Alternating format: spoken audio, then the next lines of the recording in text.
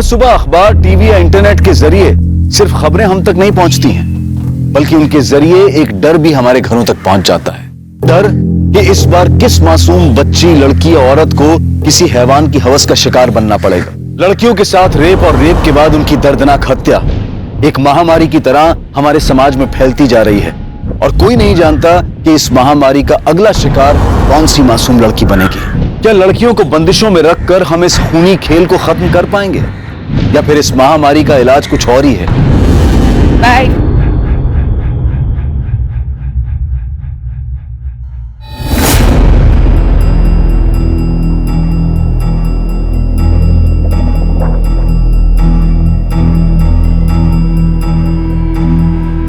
नेहा, हो बाबा। तू क्या उसके साथ घूमती रहती है? मैंने मना किया है ना। इसकी जो ये दोस्त है ना, ये मुझे जरा भी पसंद नहीं है। कैसे छोटे छोटे कपड़े पहनती है, क्या संस्कार दिया है उसे घर वालों ने? अहो ताई तुम्हें पण है नहीं, और बाप टूर करते रहता है। अरे उसे क्या पता उसकी बेटी क्या क्या गुल खिलाती है। बाबा वो अच्छी है, बहुत अच्छी है, तू उससे दूर रहे। जब लड़की ऐसे छोटे छोटे कपड़े पहनती है ना, तभी मर्दों का मन खराब होता है।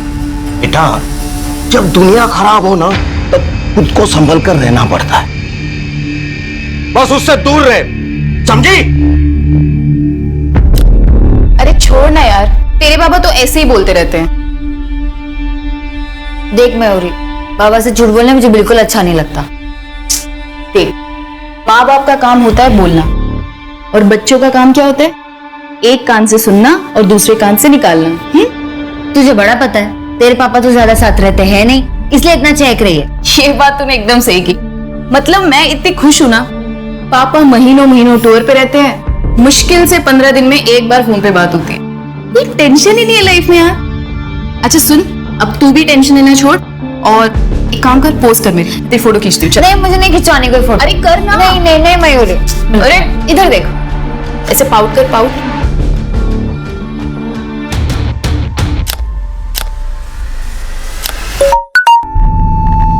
एक मिनट। हाँ अच्छा चल मैं आती हूँ। अरे अरे कहाँ चल दी मेरी बुलेट ट्रेन? अरे आ रही हूँ यार।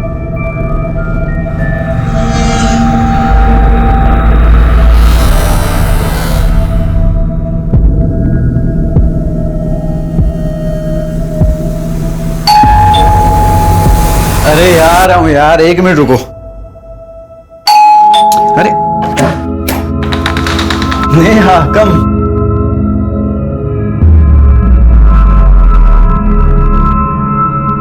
अरे ये क्या कर रहे हैं आप? अरे जब तुम मेरे सामने होती हो तो मैं अपने आप को कंट्रोल कैसे कर सकता हूँ?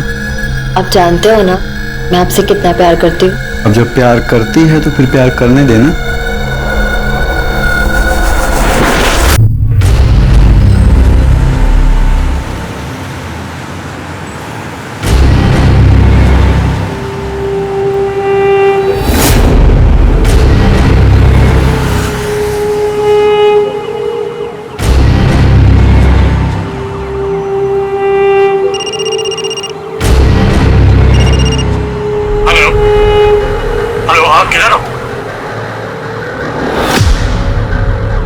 ओ हेलो, इधर पैसे। और लड़की कहाँ? बैग में लेके घूम रही हूँ, रूम नंबर 306।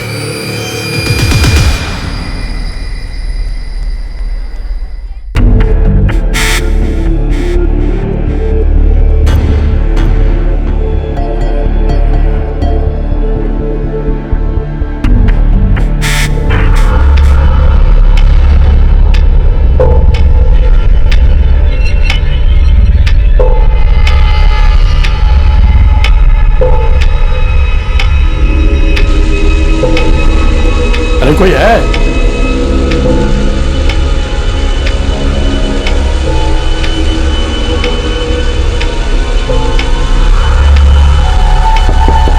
हेलो हेलो,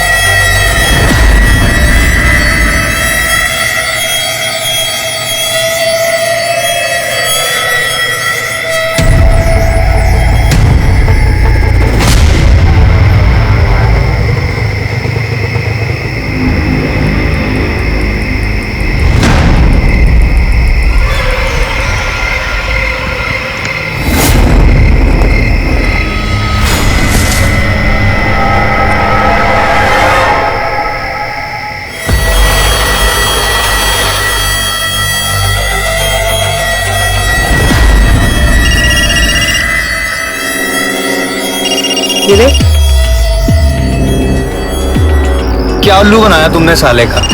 अबे उल्लू तो इसे भगवान ने बना के भेजा है, मैंने तो सिर्फ इसके उल्लू का फायदा उठाया है। बीवी को बच्चे के साथ घर में छोड़ के आते हैं और बाहर बेबी बेबी करते घूमते हैं। इनके साथ तो यही करना चाहिए।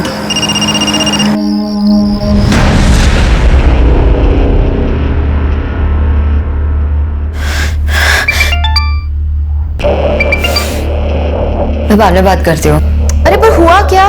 वो फोन नहीं उठा रहा है। अरे तू एक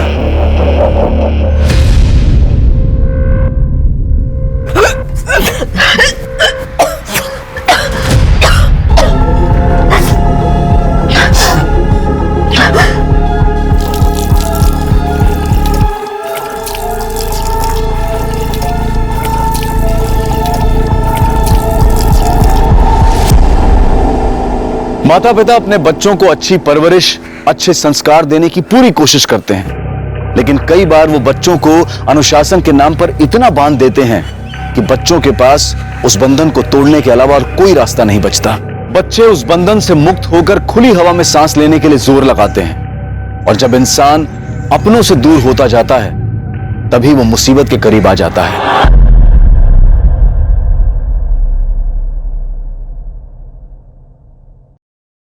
शिरके रिका में क्या है? क्या देख रहे हो? सर वो चंद्रयान 2 के विक्रम लैंडर का कनेक्शन इसरो से टूट गया है। ओह, कोई बात नहीं। अरे हम हिंदुस्तानी लोग हैं, टूटे हुए कनेक्शन जोड़ लेते हैं, अगली बार मिशन सक्सेसफुल हो जाएगा। क्या रिका में?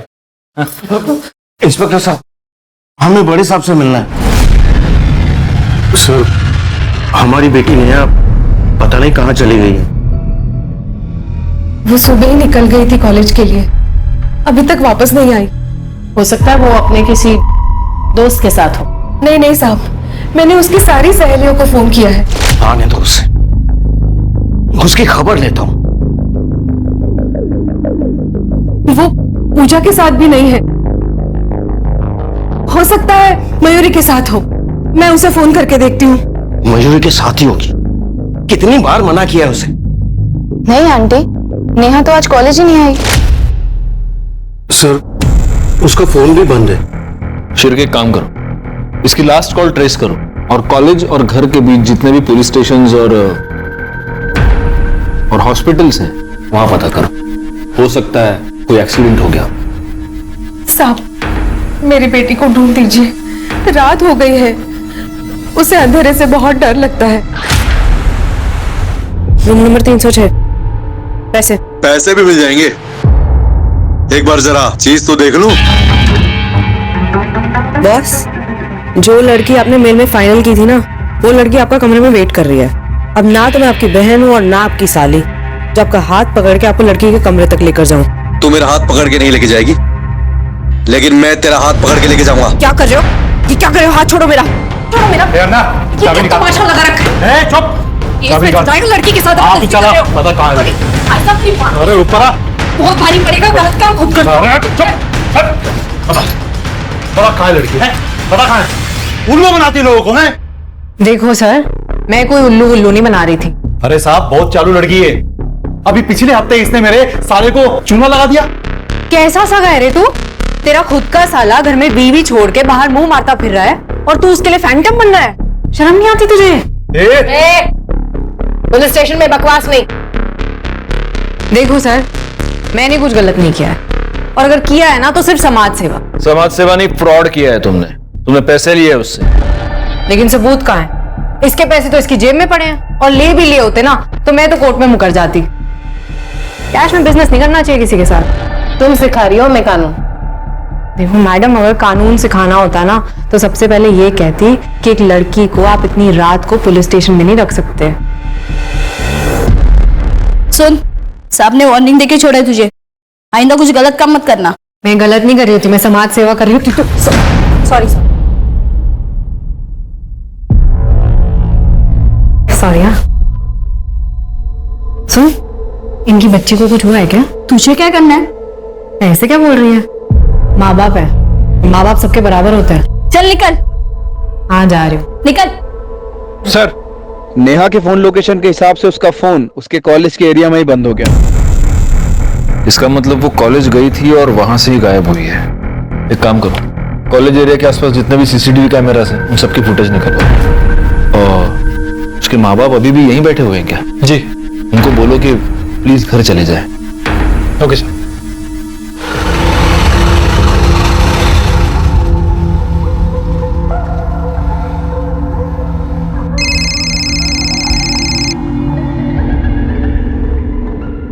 तो फोन ही नहीं उठा रहा। भैया आगे वाली बिल्डिंग में ले लो।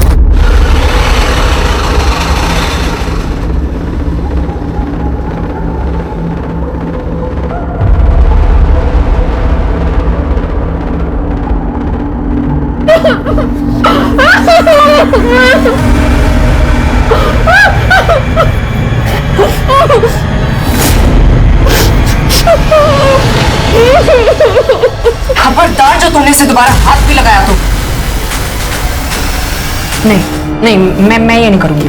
अरे कुछ नहीं होगा, बोल रहा हूँ ना। हाँ तुझे कुछ नहीं होगा, फंसूंगी तो मैं ना।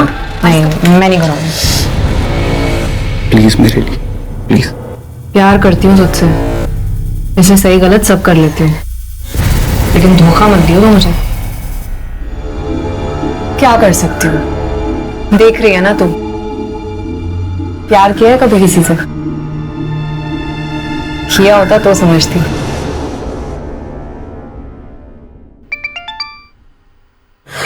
नेहा, नेहा कहाँ हो तुम? तू ठीक तो है ना? हाँ नेहा बिल्कुल ठीक है, और जब आप मेरी बात मानेंगे तो आगे भी ठीक ही रहेगी। कौन कौन बोल रहा है? अरे अंकल, मेरा इंट्रो लेके क्या करोगे? 30 लाख चाहिए मुझे। 30 लाख मेरे, बेटी आपकी। कौन है? कल दोपहर 2 बजे घोड़बंदर रोड पे।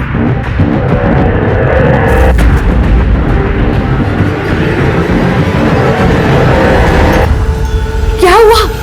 अरे बोलिए तो कुछ। हाँ नेहा बात कर रही थी ना, बोलो ना क्या हुआ?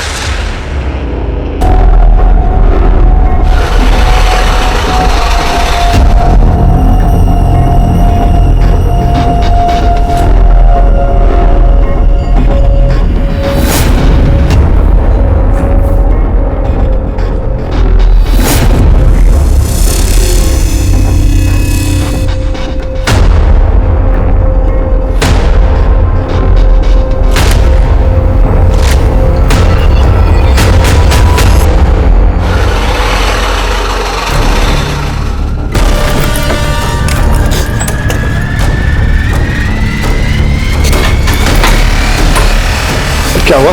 पुलिस थी। तेरे बाप ने बुलाई है ना पुलिस? तो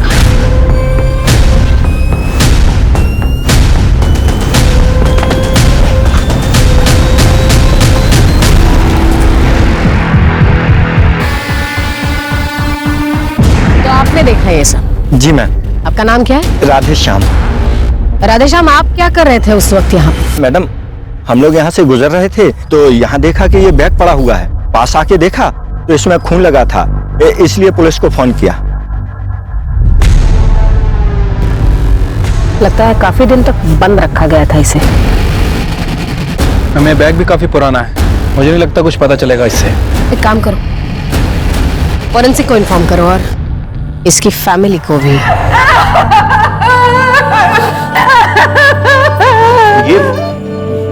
ये मेरी बेटी नहीं है। आपकी बेटी नहीं है? ये मेरी बेटी तो ऐसे कपड़े नहीं पहनती थी। बॉडी के हाथ में एक टैटू है, आप पहचानते हैं इस टैटू को? ऐसे कोई टैटू उसके हाथ पे नहीं था। ये हमारी बच्ची, आप मार क्यों दे रहे हैं? नेहा है हमारी।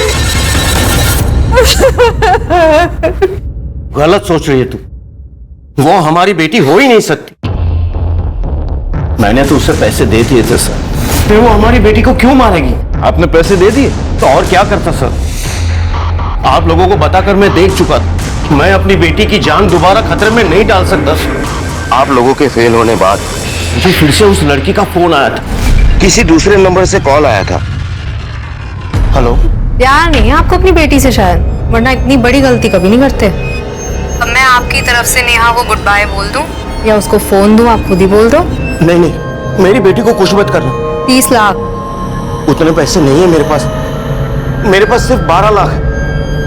आप भी ना बेटी की फिरौती दे रहे हो या मच्छी मार्केट में रावस खरीदने आए हो? भगवान के लिए मेरी बेटी को कुछ मत करना, मेरे पास बस इतने ही पैसे हैं। मैंने तो उसे पैसे दे दिए थे सर, फिर वो मेरी बेटी को क्यों मारेगी? पैसे मिल गए, मैं सबूत तो मिटाना ही था। आपको उन्हें पैसे नहीं देने चाहिए थे। कम से कम आप पुलिस को इन्फॉर्म तो करते। वो मेरी बेटी को मार डालते। तो अब क्या किया उन्होंने?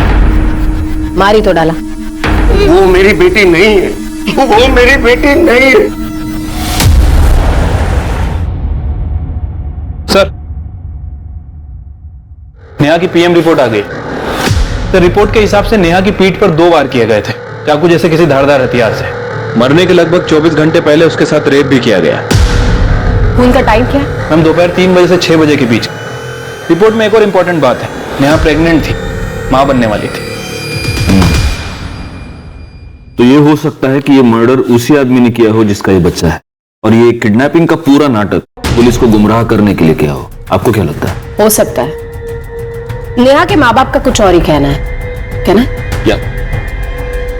उनके हिसाब से नेहा बहुत ही सीधी सादी और ट्रेडिशनल लड़की थी, लेकिन उसकी सोशल मीडिया साइट्स और ईमेल्स कुछ और ही कहते हैं। उन पर कुछ इस तरह के फोटोग्राफ्स हैं।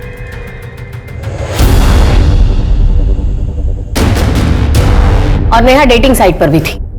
एक लड़के से उसकी खास बातचीत होती थी, कार्तिक, जिसका आईपी एड्रेस निकलवाया गया है। एक बात बताओ शिरके, नेहा के मर्डर के बाद उसके लास्ट कॉल डिटेल्स और फोन लोकेशन के बारे में कुछ पता चला? अभी तक तो नहीं सर, लेकिन किडनैपर की लोकेशन मिल गई है जहां से उसने सुनील को फोन किया था।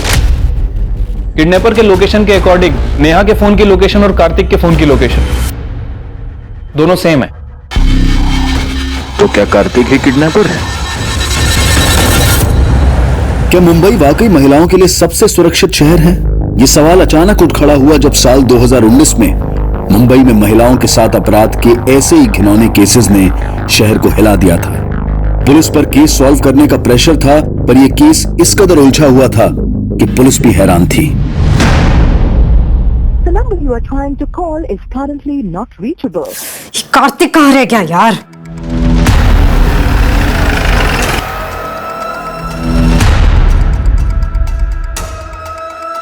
एक्सक्यूज मी, ये कार्तिक यहीं रहता है ना? हाँ, यही रहता है। अभी कहाँ मिलेगा? अगर अभी वो यहाँ नहीं है तो अपनी गर्लफ्रेंड के साथ में होगा। पास वाली सोसाइटी में रहती है, फ्लैट नंबर 504।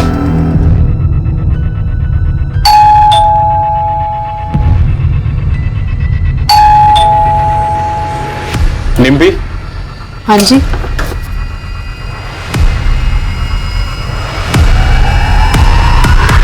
क्यों लेकर आए हो? इतना तो बता दो। सर सर सर सर, मैंने कुछ नहीं किया है सर। अब क्यों लेकर आए हो मुझे यहाँ पे? तुमने नेहा को किडनैप किया और उसके पिता को ब्लैकमेल कर रही थी। क्या क्या क्या क्या बोल रहे हो आप? Blackmailing, kidnap? मुझे कुछ नहीं पता, मैंने कुछ नहीं किया। झूठ मत बोलो। कार्तिक बॉयफ्रेंड है ना तुम्हारा? कार्तिक ने नेहा से डेटिंग ऐप पर फ्रेंडशिप की थी, चैट करते थे वो। नेहा के मोबाइल पर लास्ट मैसेज कार्तिक के मोबाइल से, और उस दिन नेहा के मोबाइल से जो रैंसम कॉल्स आ रहे थे ना, तो तुम्हारे लोकेशन के थे। कार्तिक ने दोस्ती की। मैसेज किसने किया? कार्तिक ने। तो अब डिम्पी को क्यों उठाकर ले आए हो? मैं तो खुद कार्तिक को ढूंढ रही हूँ, पता नहीं कहाँ चला गया। कार्तिक की लोकेशन ट्रेस हो गई है, जयपुर में वो। जयपुर? वहां तो उसकी मामी रहती है।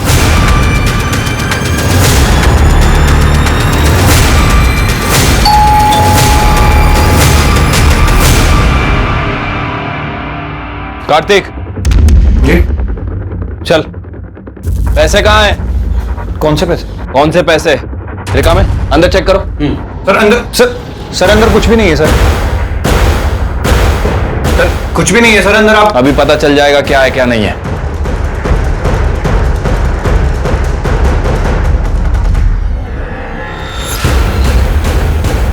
सर ये बैग मिला अंदर, उसमें काफी सारा पैसा है। क्या ये? सर ये मेरे नहीं है सर। तेरे नहीं है? ले चलो इसे। ये मेरा नहीं है सर।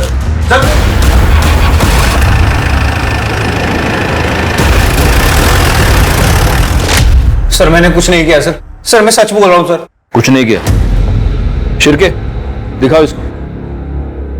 पिछले 5 महीने से तुम नेहा के साथ चैटिंग कर रहे थे, फिर तुमने उसको मिलने के लिए बुलाया। वो तुम्हारे बच्चे की मां बनने वाली थी, इसलिए तुमने उसका मर्डर कर दिया और हमें गुमराह करने के लिए किडनैपिंग का ये पूरा नाटक रचा। ये क्या कह रहे हैं सर आप? सर ऐसा कुछ भी नहीं हुआ। कुछ मैडम, ये ऐसे नहीं मानेगा। शिरके गया सर बता दो सर। सर नेहा और मैं कई महीने से चैटिंग कर रहे थे, तो नेहा ने मुझे मिलने के लिए बुलाया। हाय नेहा, हाउ आर यू? तुम्हारी हिम्मत कैसे मुझे हाथ लगाने की? सर नेहा के अकाउंट से कोई और ही चैटिंग कर रहा था, ये बात मुझे बाद में पता चली, और डिम्पी को पता चल गया था कि मैं नेहा से मिलने भी गया था। इसी बात पर ये मुझसे लड़ी भी थी। ये क्या कर रहा था तू? मेरे होते हुए तो किसी और की तरफ आंख उठाकर देख भी कैसे सकता है? हाँ, फिर डिम्पी ने ही मुझे आइडिया भी दिया था। पैसे चाहिए, तेरी आइटम को किडनैप करते। क्या क्या बकवास कर रहा है? सर मुझे कुछ नहीं पता, ये झूठ बोल रहा है। नाटक नहीं, मुंह बंद कर अपना। सर मैं नेहा को सॉरी बोलने के बहाने उसके कॉलेज के बाहर भी गया था। Sir Neha, I am sorry, वो शायद तुम्हारे अकाउंट से कोई और चैट कर रहा था तो मुझे पता नहीं लगा। इट्स ओके, कोई बात नहीं। ऐसे नहीं, तुम्हें पहले ही आइसक्रीम खानी पड़ेगी, तभी मुझे पता लगेगा कि तुमने मुझे माफ कर दिया। अरे इसकी क्या जरूरत? अरे नहीं, तुम्हें खानी ही पड़ेगी। ये लो। क्या अभी?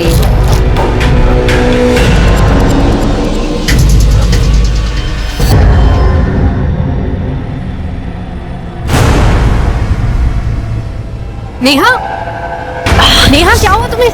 नेहा, संभालो अपने आप को, ठीक हो तुम? इधर आओ, चलो चलो इधर, ध्यान से संभालो अपने आप को। झूठ बोल रहा है ये सर। उस दिन आप लोगों ने मुझे अरेस्ट किया था, मैंने कुछ गलत नहीं किया, और अगर किया है ना तो सिर्फ समाज सेवा। और जब मैं वापस गई हूं ना तो ये नेहा के साथ रेप करने की कोशिश कर रहा था। और सर इसी के कहने पे मैंने नेहा के बाबा को फोन किया था, लेकिन फिर दूसरे दिन इसने नेहा के साथ रेप किया। सर मैंने तो वीडियो भी बनाई, आप चाहिए तो आप देख लो। सर ये झूठ बोल रही है सर। सर इसके कहने पे मैंने उसका रेप किया था सर। मैडम के पिताजी सिर्फ 12 लाख दे सकते हैं, नुकसान तो पूरा करना पड़ेगा ना। तुझे बंदी चाहिए थी ना, जायश कर। कैसी बात कर रहा है ये? सर मैं एक लड़की होकर किसी दूसरी लड़की का रेप करवाऊंगी क्या? ऊपर से ये बॉयफ्रेंड है मेरा दिल जलता था, इसलिए जब ये पैसे लेने के लिए गया तब मैंने नेहा को भगा दिया। जा, और सुन तेरा फोन, जा। कितना भड़का था ये मेरे ऊपर सर। तूने उसे भगा दिया? अरे तू पागल हो गई है क्या यार? मैंने उसके साथ रेप किया था, मैं मारा जाऊंगा। और फिर सर पैसे मिलते ही इसने नेहा को मार दिया। सर मैंने सच में कुछ नहीं किया, ये झूठ बोल रही है सर। सर मैंने तो इसे कहा था तो मेरे पैसे भी ले ले और उस लड़की को खत्म कर दे। और मुझे जैसे ही पैसे मिले मैं अपनी मामी के घर चला गया। वो खून इसी ने किया सर, इसी ने खून किया था। झूठ बोल रहा है, मेरा इस चीज से कोई लेना देना नहीं है सर। इसने वादा किया था कि ये मुझे पैसे देगा, लेकिन इसने पैसे नहीं दिए तो मैं अपना बिजनेस करने चली गई। आपको चाहिए तो आप उस क्लाइंट से पूछ लो जिसको मैंने उस रात चूना लगाया था। तुम दोनों कहानियां बहुत अच्छी सुनाते, अब इल्जाम एक दूसरे के सर पे डाल रहे हो। हाँ गुप्ता मैडम, जब तक ये दोनों सच ना बोले दोनों को अंदर लेके फोड़ते रहो। सर पहली नजर में ये केस बिल्कुल ही ओपन एंड शट केस लग रहा था। डिम्पी और कार्तिक ने पैसों के लिए कार्तिक ने उसका बलात्कार किया, और फिर पैसे मिल जाने के बाद दोनों ने मिलकर, या फिर सिर्फ कार्तिक ने नेहा की जान ले ली। डिम्पी ने जिस क्लाइंट की ठगी की बात की, पुलिस ने जब उससे पूछताछ की तो वो बिल्कुल ही मुकर गया और बोला कि हत्या वाली रात वो डिम्पी से मिला ही नहीं था। पुलिस को पक्के तौर पर लग रहा था कि डिम्पी झूठ बोल रही है। पुलिस के पास 2 प्राइम सस्पेक्ट थे और उन्हें पूरा भरोसा था कि उन दोनों में से एक ही नेहा का खूनी है। लेकिन नेहा की कहानी खुलने के साथ अभी कुछ ऐसी परतें खुलनी बाकी थी जिससे ये केस पूरी तरह से उलझने वाला था। नेहा ने उस दिन फोन किया था मुझे। हेलो मयूरी, मुझे बहुत डर लग रहा है, मैं अपने घर के बाहर हूँ, घर के अंदर जाने की बिल्कुल हिम्मत नहीं हो रही है, वो मुझे जान से मार देंगे। तो प्लीज मेरे पास आ जा अभी। नेहा ने वेस्टर्न ड्रेस पहनी हुई थी और उसे बहुत डर लग रहा था कि इस हाल में अगर वो घर जाएगी तो उसके पापा उसे जान से मार देंगे। उन्हें लगेगा कि उसकी किडनैपिंग और उसका रेप उसकी खुद की वजह से हुआ है। सर उसके पापा बहुत गुस्से वाले हैं। ऐसा क्या कहते थे वो? अरे नेहा लेट हो रहा है यार, जल्दी कर। हाँ आई, तू बिना 5 मिनट रुक नहीं सकती। आई मैं कैसे? लेकिन उसके पापा ने उसे कभी जीने ही नहीं दिया। क्या तुम्हें पता था नेहा प्रेग्नेंट थी? उसके बॉयफ्रेंड का नाम क्या है? मैम वो नहीं पता, और मैंने उससे बहुत बार पूछा भी, पर वो हमेशा टाल देती थी। तुम्हें पता है वो किस डॉक्टर के पास जाती थी? डॉक्टर कदम। मैडम, ओ खूबसूरत वाली मैडम, सुनो ना, बात करनी है, आओ तो। मैडम सुनो ना, दिल बहुत घबरा रहा है, दुखी सी हो रही है, समझ रहे हो? एक सुट्टा लगाने दो ना। सुट्टा तो हम तुझे लगाएंगे और गिनेंगे भी नहीं। अरे यार, बात जाने दो इसे, कि जमानत हो गई। तुम्हारी जमानत हो गई है, लेकिन जब तक ये केस चल रहा है शहर से बाहर मत जाना। अरे सर, सुबह शाम हाजिर हो जाऊंगी, आप इशारा तो करो। वकील साहब, आप ही तो मेरी नैया के खिवैया हो। हाँ सर, आई थी नेहा मेरे पास यहाँ। तो फिर आपने नेहा की प्रेगनेंसी के बारे में उसके घर वालों को बताया? एक्चुअली सर नेहा ने मना किया था, लेकिन फिर भी मैंने उसके पापा को बता दिया था।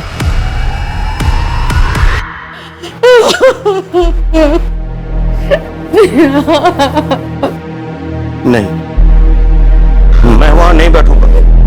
ये मेरी बेटी नहीं है, वो मेरी नेहा नहीं है। मेरी बेटी जिंदा है, मेरी नेहा जिंदा है।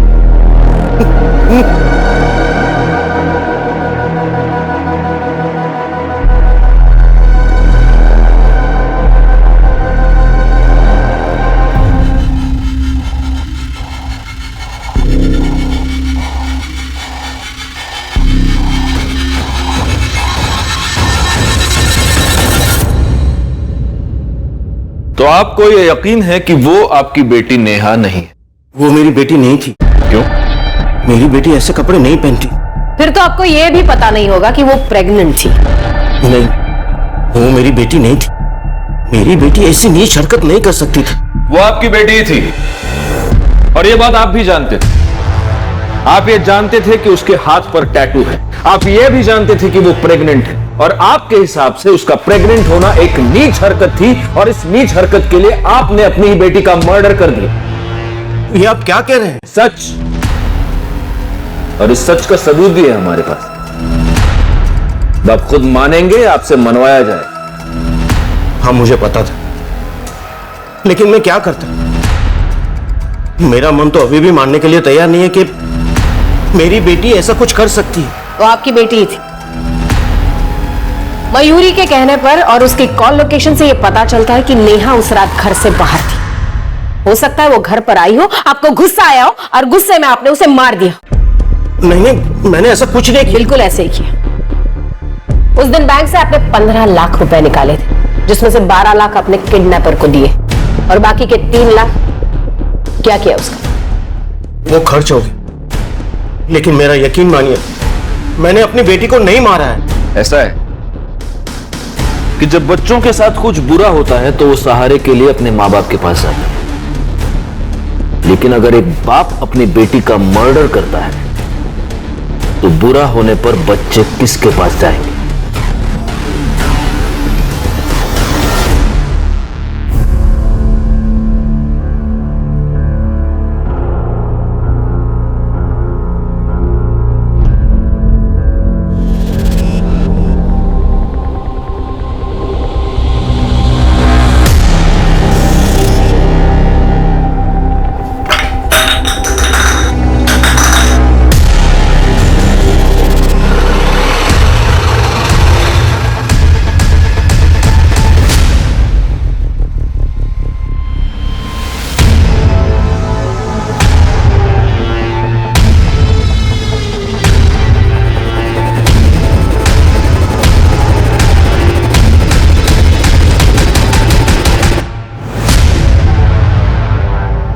ये देखिए सर, आदमियों को लूटते लूटते ये तो एटीएम लूटने चली गई।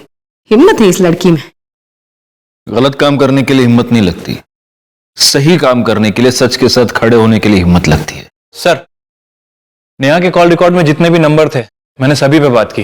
नेहा ज्यादातर लोगों से नॉर्मली बात करती थी, लेकिन सर उसके फोन रिकॉर्ड में एक ऐसा नंबर है जो 2 हफ्तों से बंद है। 2 हफ्ते पहले नेहा और उस नंबर पे बहुत ज्यादा बातें हुई। इसका नंबर किसी अमन शिंदे के नाम रजिस्टर्ड है। उसका एड्रेस निकलवा। सर उसके मुंबई वाले एड्रेस पे मैंने पता किया है। 2 हफ्ते से वो घर नहीं आया है, पुणे का रहने वाला है।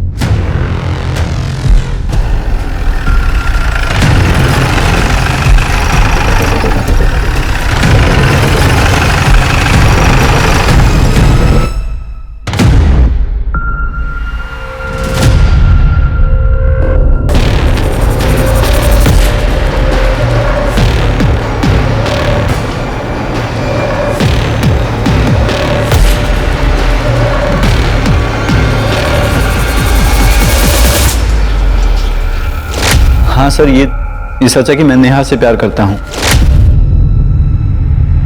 करता हूं नहीं, करता था। नेहा मर चुकी है। ये क्या कह रही हैं आप? ऐसा कैसे हो सकता है सर? सिंपल है, नेहा ने तुम्हें ये बताया कि नेहा तुम्हारे बच्चे से प्रेग्नेंट है। तुम्हें ये सब कॉम्प्लिकेशन नहीं चाहिए था लाइफ में, और इसलिए तुमने नेहा का मर्डर कर दिया है ना? सर, मैं ये सोच भी नहीं सकता था कि नेहा के साथ ऐसा। सर, ये सच है कि उसने मुझे बताया था कि वो प्रेग्नेंट है। नेहा, कुछ नहीं होगा, मैं हूं ना। अमन, मुझे कुछ समझ नहीं आ रहा। अगर पापा को पता चल गया कि मैं प्रेग्नेंट हूँ, मुझे जान से मार देंगे। कुछ नहीं होगा, मैं खुद तेरे बाबा से बात करूंगा, ठीक है? हमारी शादी के लिए। तो नेहा से शादी का वादा करके तुम भाग गए, और ऐसे भागे कि अपना फोन भी बंद कर दिया। सर, मैं भागा नहीं था। मेरी आई की तबीयत बहुत ज्यादा खराब हो गई थी, इसलिए मैं चला गया था। और जाने से पहले मैंने बहुत लोगों से पैसे उधार ले रखे थे, क्योंकि बार बार कॉल आ रही थी, इसलिए मैंने फोन बंद कर रखा था। सच तो ये है कि जब तुम्हें पता चला नेहा प्रेग्नेंट है, तुम उसे छोड़कर भाग गए। फिर तुम्हें ये पता चला कि नेहा डेटिंग साइट पर किसी और के साथ चैट करी, और गुस्से में आकर, मौका देखकर तुमने नेहा का खून कर दिया। मेरी नेहा कभी किसी डेटिंग ऐप पर जा ही नहीं सकती थी। ये सब उस मयूरी के काम है। हमेशा बहन जी बोल के उसे ब्रेन वॉश करती थी। इनफैक्ट वो तो हमेशा मुझे कॉल करती रहती थी, कहती थी कि मैं तुमसे प्यार करती। लेकिन सर, मैंने नेहा के अलावा कभी किसी और की तरफ आंख उठाकर देखा भी नहीं। सर, अमन का कहना सही था। सर, जिस आईपी एड्रेस से नेहा का डेटिंग अकाउंट एक्टिव था, सर, वो आईपी एड्रेस मयूरी के नाम रजिस्टर्ड है। और सर, मयूरी के फोन रिकॉर्ड से यह पता चला है कि मयूरी बार बार अमन को फोन करती थी। इतना ही नहीं सर, उसकी लोकेशन के हिसाब से यह पता चला है कि जिस दिन नेहा का मर्डर हुआ, उस दिन उसके फोन की लोकेशन नेहा के घर के आसपास थी। हाँ, मैं उसकी डेटिंग प्रोफाइल हैंडल करती थी, क्योंकि मैं चाहती थी कि वो लाइफ में थोड़ा फन करे और किसी लूजर के लिए अपनी लाइफ बर्बाद ना करे। नहीं, तुम ये चाहती थी कि नेहा की सेटिंग किसी और के साथ हो जाए, क्योंकि तुम खुद अमन से प्यार करती थी। नहीं सर, ऐसा कुछ नहीं है। ऐसा ही है। नेहा एक ट्रेडिशनल फैमिली की लड़की थी, लेकिन तुमने उसे बहन जी करके मॉडर्न बनना सिखाया, उसे मॉडर्न कपड़े पहनना सिखाया। डेटिंग साइट पर तुमने उसे रजिस्टर किया। तुम हमें यह बताती रही कि तुम ये नहीं जानती थी कि नेहा किसके साथ डेट कर रही है, जबकि सच्चाई ये है कि तुम बिल्कुल जानती थी। हाँ सर, आप सच कह रहे हैं। नेहा जो थी मेरी वजह से थी। मैंने उसे मॉडर्न बनाया, उसे अच्छे कपड़े पहनना सिखाया, उसे स्मार्ट बनाया। तो फिर अमन उससे प्यार कैसे कर सकता था? उसे तो मुझसे प्यार करना चाहिए था ना। बस इसी बात की जलन हुई तुम्हें, और तुमने मार दिया नेहा को। उस दिन नेहा ने तुमसे मदद मांगी थी। मदद करने के बहाने तुम उसके घर के पास गई, उसे अपने साथ ले जाकर उसको मार दी। लेकिन मैम, ऐसा कुछ नहीं हुआ है। मैं उसके घर गई जरूर थी, पर वो वहां थी ही नहीं, और मुझे लगा कि वो अपने घर चली गई है। उसके पापा की वजह से मैं उसके घर नहीं जाना चाहती थी। मैं चाहता हूं कि मैं तुम्हारी इस कहानी पर यकीन कर सकूं, लेकिन मुझे इतना सा भी यकीन नहीं। गुप्ता मैडम, आप अपने तरीके से पूछताछ कीजिए, और ये भूल कर पूछताछ कीजिए कि ये लड़की है, 2 लाफे मारिए इसको। सर, पर मैंने कुछ नहीं किया है। 1 मिनट सर। सर, नेहा के बाबा के कॉल डिटेल्स में किसी हिस्ट्री शीटर का नंबर। जिस दिन नेहा गायब हुई, उसने उसे 4 बार फोन किया था, और नेहा के गायब होने के दिन से ये दोनों टच में। साहब, वो नेहा के बाप ने मुझे 3 लाख रुपए दिए और कहा कि जब नेहा आ जाएगी आज रात को घर पे आना, वही बताऊंगा कि क्या करना है। हाँ, मैंने उसे पैसे दिए थे, लेकिन मेरी बेटी को मरवाने के लिए नहीं, बल्कि उस लड़के को मरवाने के लिए जिसने मेरी बेटी को प्रेग्नेंट किया था। पुलिस के पास अब सिर्फ 2 नहीं बल्कि कई सस्पेक्ट थे। डिम्पी, कार्तिक, सुनील, मयूरी और अमन। लेकिन इनमें से असली मुजरिम कौन था, यह पता नहीं लगाया जा सका था। इन सब के पास हत्या करने का मोटिव था, लेकिन पुलिस के पास इस बात को साबित करने के लिए कोई सबूत नहीं थे। लेकिन अभी इस केस में कुछ ऐसे मोड़ आने बाकी थे, जिसकी वजह से इस केस की गिनती साल 2019 के ऐसे चुनिंदा केसेस में की जाती है, जिसने अपराधी का एक अलग ही चेहरा दुनिया को दिखाया। अभी तो कैमरा देखते तो मन करता है कैमरा तोड़ दूं। हाँ, मैं आदमियों को लड़की देने के बहाने बुला के उनसे पैसे लेती थी, पर ये फ्रॉड है, समाज सेवा है ना। आपको ठगी लगती है, आपको तो लगेगी आप तो मर्द हो। तो क्या ये बात सच है कि आपने एटीएम लूटा था? लूटा नहीं, लूटने की कोशिश की थी, लेकिन लूट लेती तो सही था ना। मेरे को पैसे मिल जाते और आपको बड़ी न्यूज मिल जाती। आप ऐसा क्यों करती हो? दिल्ली में माँ बाप हमेशा डांटते रहते थे, ये मत करो वो मत करो, तो मैं भाग के आ गई घर से। तब जो दिल करता है वो करती हूँ। घर से तो भाग गई थी, लेकिन जेल से कैसे भागोगी? सर आपने उस लड़की का वीडियो देखा? कैसी लड़की है, क्या परवरिश मिली है उसे। असस होता मैडम, बिगड़ते बच्चे हैं और गाली परवरिश को मिलती है। एनीवे, केस में कोई इंप्रूवमेंट? कुछ खास नहीं, फ्यू सस्पेक्ट्स है लेकिन कुछ ठोस सबूत नहीं। सर मुझे तो कार्तिक के ऊपर ही शक है।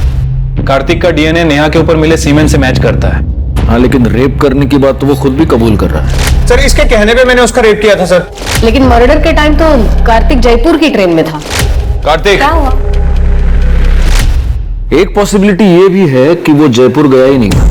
मर्डर के टाइम उसने अपना फोन किसी और के हाथ भिजवा दिया हो और खुद बाद में जयपुर चला गया हो। लेकिन डिम्पी जिस आदमी की बात कह रही है, आपको चाहिए तो आप उस क्लाइंट से पूछ लो जिसको मैंने उस रात चूना लगाया था। वो ये मानने के लिए तैयार ही नहीं है कि उसे किसी लड़की के नाम पे बुलाया था। हो सकता है वो झूठ बोल रहा या फिर सच भी। मयूरी नेहा के घर के आसपास थी और मयूरी के पास सॉलिड मोटिव था। लेकिन मोटिव तो अमन के पास भी था। नेहा उस दिन अपने घर के पास आई, वहां से उसे कोई ले गया, उसका मर्डर किया, उसकी बॉडी को एक सूटकेस में भरा और उसके घर से 4 किलोमीटर दूर जंगल एरिया में उसकी बॉडी को फेंकवा दिया। अब जिसने भी ये किया है वो चलकर तो वो लास्ट 4 किलोमीटर दूर नहीं ले गया होगा, उसने जरूर किसी व्हीकल का इस्तेमाल किया होगा। और अपने जितने भी सस्पेक्ट्स, डिम्पी, मयूरी, सुनील, कार्तिक और अमन, इनमें से किसी के भी पास गाड़ी नहीं। हो सकता है कि पब्लिक ट्रांसपोर्ट का इस्तेमाल किया हो। एक काम करना शिरके, ये जितने भी प्राइम सस्पेक्ट्स हैं उन सब के घर के बाहर जितने सीसीटीवी कैमरास हैं उन सब की फुटेज निकलवाओ पिछले 1 हफ्ते की। सर सभी सस्पेक्ट के घर के बाहर की सीसीटीवी फुटेज आ गई, लेकिन डिम्पी के घर के बाहर की सीसीटीवी कैमरे में प्रॉब्लम है, पिक्चर क्वालिटी साफ नहीं है सर। पर सुनील के घर के बाहर कोई सीसीटीवी कैमरा नहीं था, बाकी के लोगों घर के बाहर था, ये वहां की फुटेज है। पिछले 7 दिनों से सभी सस्पेक्ट ऑटो का इस्तेमाल कर रहा है। ये देखिए सर, जिस दिन नेहा का मर्डर हुआ उस दिन डिम्पी ने भी ऑटो लिया, यहाँ तक कि कार्तिक और मयूरी ने भी। मयूरी ये कह सकती है कि वो ऑटो से नेहा को ही मिलने गई थी, डिम्पी अपने किसी क्लाइंट से और कार्तिक स्टेशन। ये सभी के सभी अपने डिफेंस में ऐसा कुछ कह सकते हैं। हमें कोई और पुख्ता सबूत चाहिए। सीसीटीवी में इनमें से कोई वो बैग ले जाता हुआ भी नहीं दिख रहा जिसमें बॉडी मिली थी।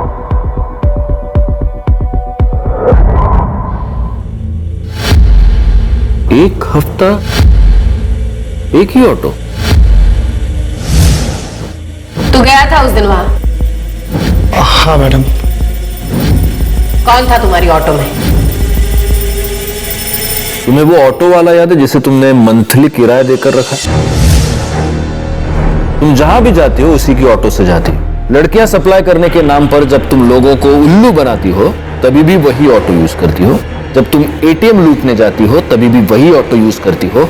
और नेहा के मर्डर के बाद जब तुमने उसकी बॉडी को ठिकाने लगाया तब भी तुमने वही ऑटो यूज किया। तुम्हें यहां बुलाने से पहले उस ऑटो वाले को बहुत तोड़ा और उसने सब कुछ बोल दिया, तो अब तुम भी बोल दो, वैसे भी बड़बड़ करने का बहुत शौक है। मैं नेहा को मारना नहीं चाहती थी, वो तो कार्तिक डर गया था। वो बोल रहा था कि पुलिस उसे कुत्ते की तरह मारेगी। उसने मुझे ऑफर भी किया कि उसके हिस्से के 6.5 लाख मैं रख लूं, लेकिन नेहा को रास्ते से हटा दूं। और डिम्पी का सिर्फ एक भगवान है, पैसा। मुझे नेहा को किसी भी कीमत पर मारना था। नेहा की किस्मत खराब थी कि मुझे घर के बाहर ही मिल गई। ओए, यहाँ क्यों खड़ी है? फिर से किडनैप होने का इरादा है क्या? मैं इन कपड़ों में घर नहीं जा सकती। किस्मत अच्छी है आज तेरी। शूटिंग के कपड़े रखे हैं मेरे, जा उसमें से उठा ले।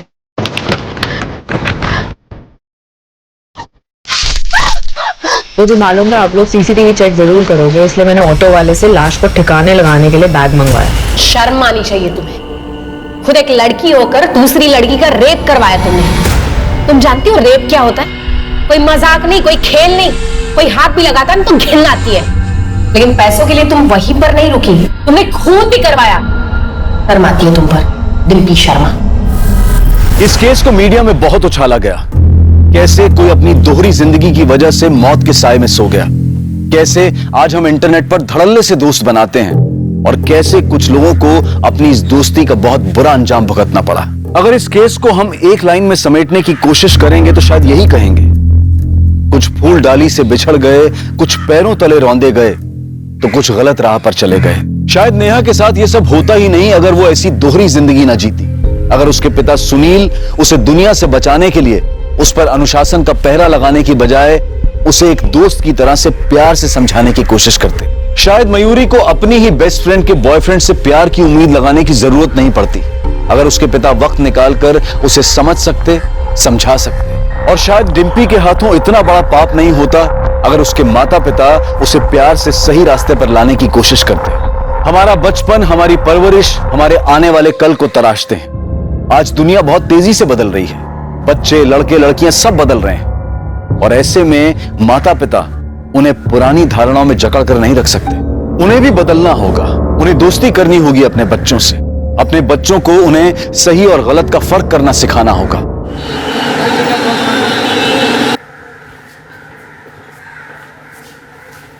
सर, ये लोग आपसे मिलना चाहते हैं।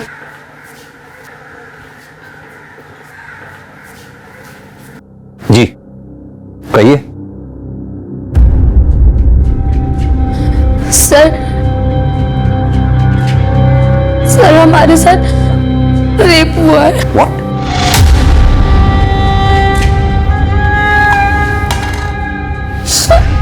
पानी पीजिए।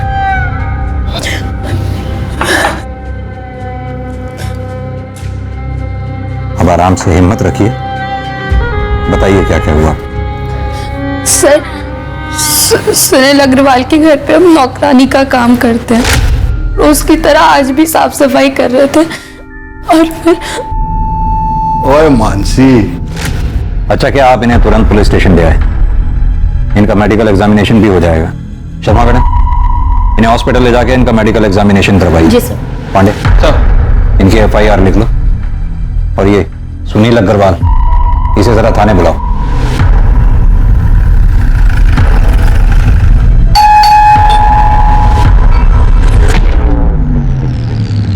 कौन आया है? सर जी, मानसी झूठ बोल रही है। आप ही सोचिए, मैं भला अपनी मेड का रेप करूंगा, वो भी इस उम्र में। सर जी, आई एम 62 ईयर ओल्ड। मुझे ये बताने में जरा भी शर्म नहीं कि मुझ में अब वो पावर नहीं बचा। अगर आपको यकीन नहीं है तो मेरी वाइफ से पूछ लो। सर, ये एकदम सच बोल रहे हैं। देखिए, कौन सच बोल रहा है कौन झूठ, ये मेडिकल एग्जामिनेशन के बाद पता चलेगा। अरे अग्रवाल जी, आपको हमारे साथ चलना होगा। अरे ये क्या जबरदस्ती है? मिस्टर सुनील अग्रवाल और मानसी, आप दोनों की मेडिकल रिपोर्ट इस वक्त मेरे सामने है। मानसी की मेडिकल रिपोर्ट में साफ साफ लिखा है कि मानसी पहले से ही सेक्सुअली एक्टिव है। डॉक्टर्स का मानना है कि मानसी के प्राइवेट पार्ट्स में किसी भी तरह के सीमेन के कोई ट्रेसेस नहीं मिले। जहां तक मिस्टर सुनील अग्रवाल का सवाल है, उनकी मेडिकल रिपोर्ट के मुताबिक डॉक्टर्स का मानना है कि वो पेनिट्रेटिव सेक्स करने की क्षमता खो चुके हैं, यानी कि मेडिकली वो किसी का रेप नहीं कर सकते। सर, मैंने तो पहले ही कहा था कि आजकल की मेड ऐसी होती है, मोटी पार्टी देखी नहीं कि पैसे अट्ठे के चक्कर में रेप तक के झूठे इल्जाम लगा देती है। क्या मतलब है आपका? मेरी बहन झूठ बोलेगी? हाँ, मेरे पति कभी किसी का रेप नहीं कर सकते, और इसे तो वो बेटी की तरह मानते हैं। झूठ बोल रहे हैं ये दोनों मिलके। सर, एक लड़की के लिए उसकी इज्जत से बढ़कर कुछ नहीं होता है। तुम्हारी मेडिकल रिपोर्ट में साफ साफ लिखा है कि तुम्हारा रेप हुआ ही नहीं है, बल्कि तुमने पैसे हटने के चक्कर में अपने मालिक मिस्टर सुनील अग्रवाल पर झूठा आरोप लगाया। सर, ये गलत है। ये झूठ बोल रहा है आदमी। क्या झूठ है क्या सच है अभी पता चल जाएगा। यादव सर, जरा लेकर आओ उसे। Okay sir.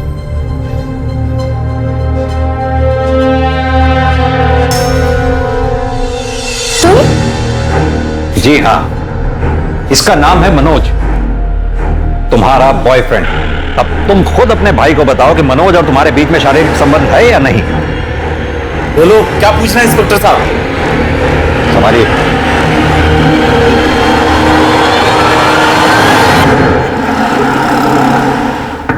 मानसी, दरवाजा खोलो। मांस, मानसी। भैया ये सच है, हमारा मनोज के साथ रिश्ता है, पर ये भी सच है कि हमारा बलात्कार हुआ था, लेकिन आपने, पुलिस ने हमारी बात नहीं मानी, हमको ही गुनहगार बता दिया। अब हम नहीं जीना चाहते। आपकी बहन मानसी।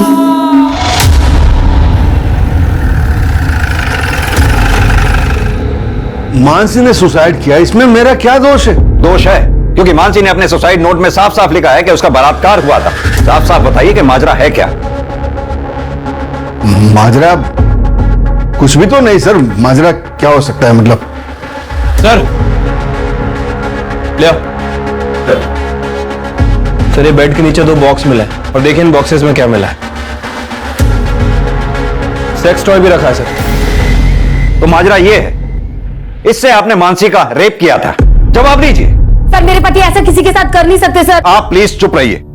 इतना सब कुछ मिलने के बावजूद भी आप अपने पति की तरफदारी कर रही हैं। मेरे पति ऐसा कभी किसी के साथ कर ही नहीं सकते। आप शांत रहिए। हाँ, सारा कसूर मेरा ही है, मैं ही दोषी हूँ। मानसी ने मेरे कारण सुसाइड किया। I don't know responsible। Sunil! नमस्कार, आदाब। क्राइम पेट्रोल सतर्क के ब्लैक हेडलाइंस अध्याय के आज के एपिसोड में आप सबका स्वागत है। जिन लोगों से हमारा व्यवहार होता है उन पर भरोसा करना लाजमी है, लेकिन भरोसा एक ऐसी चीज है जो बहुत सोच समझ कर करना चाहिए। मानसी ने सुनील पर भरोसा किया और उसका दिया हुआ शरबत पी लिया। नतीजा ये हुआ कि वो सुनील द्वारा अननेचुरल यानी कि अप्राकृतिक तरीके से किए गए रेप का शिकार बन गई।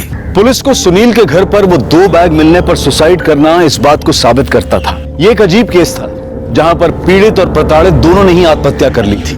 पुलिस के केस क्लोज करने के बाद भी ये मामला तकरीबन 1 महीने तक मीडिया में चर्चा और वाद विवाद का विषय बना रहा। शहर के समाज सुधारकों के एक खेमे ने सुनील अग्रवाल और मानसी गोस्वामी की आत्महत्या के लिए पुलिस को दोषी ठहराया, जिसे पुलिस महकमे ने बेबुनियाद बता दिया। इतने हो हल्ले और हंगामे के बाद यह केस यहां बंद हो चुका था, लेकिन क्या वाकई में ये इस केस का अंत था या फिर ये एक बड़े केस का एक छोटा सा हिस्सा था?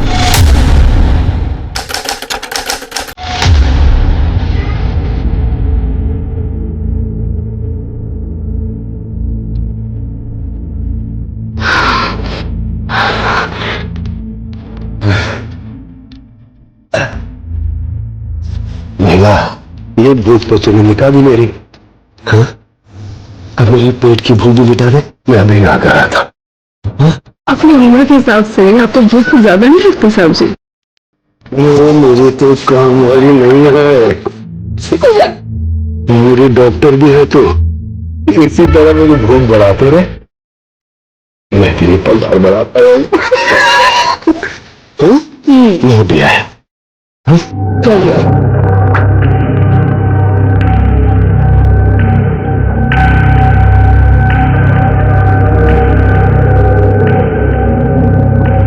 वृंदा, वृंदा,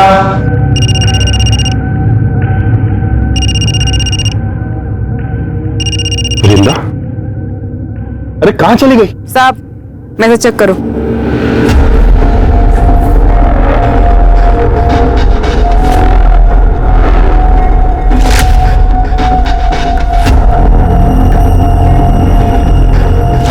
वीडियो क्यों बनाया तूने और ये मुझे क्यों भेज रही है? तो 5 लाख, और अगर नहीं दिया ना तो तुम्हारी बिल्डिंग में वॉचमैन, धोबी, माली, हर एक फ्लैट वाले को ये वीडियो भेज दूंगी, समझा? अच्छा तो तू 24 घंटे तेरे पास रखती हूँ।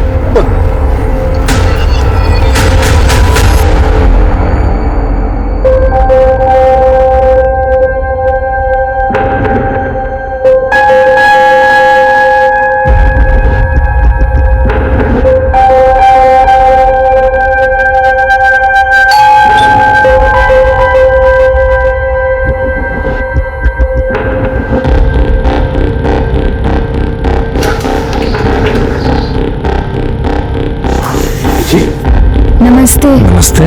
मैं करिश्मा। करिश्मा?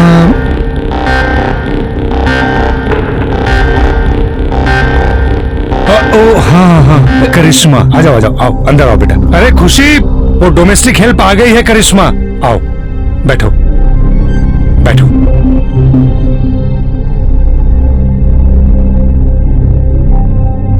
नमस्ते नमस्ते नमस्ते, बैठो। देखो काम मैंने फोन पे तुम्हें समझा दिया है, बस हम 2 लोग हैं। सर काम कब से शुरू करना है? वो हम सोच रहे थे आज से ही कर देते। क्या है ना, हमारी माँ हमारे रहते दूसरों के घर में काम करती है, उनको अच्छा नहीं लगता। और वैसे भी हमारे भाई की भी तबीयत ठीक नहीं रहती, उसके पास कोई नहीं होता तो वो परेशान हो जाता है। मुझसे क्या पूछ रहे हो? भले घर की लगती है, रख लो। ठीक है बेटा, तुम आज से काम शुरू कर दो। थैंक यू साहब। अरे ऐसे आओ, मैं तुम्हें किचन दिखा दूं, आ जाओ।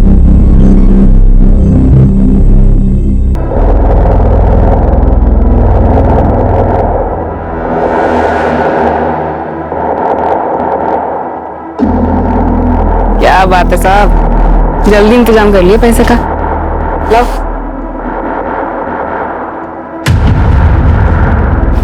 रब है ना, सब देख रहा है, तो तेरा भला नहीं होना कभी। ये पैसे मैंने अपने पोते की पढ़ाई के लिए रखे थे, समझी? बैंक पढ़ाई के लिए लोन बांट रही है, टेंशन मत लो आप। जाके पोते का ध्यान रखो, जाओ। अरे जाओ।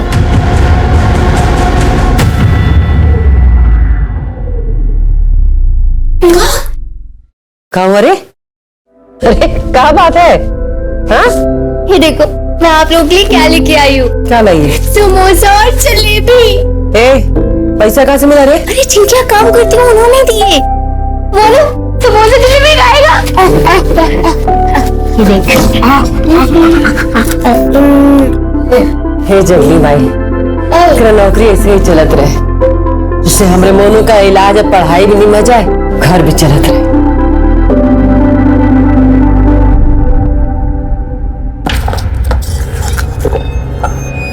बस इतने, बाकी के पैसे का इतने ही मिले। मामा से होशियारी है, बाकी के पैसे देना। इतने ही मिले मामा। मुझे पता है पैसे का। हाँ मामा इतने ही मिले। मामा अच्छा दे रही हूँ।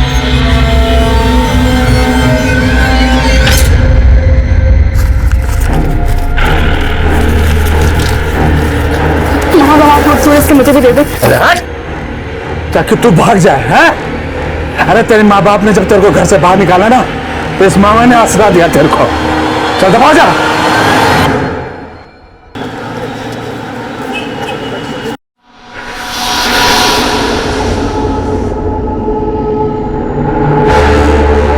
हाँ बस निकल रही हूँ मैं। आई। Okay bye.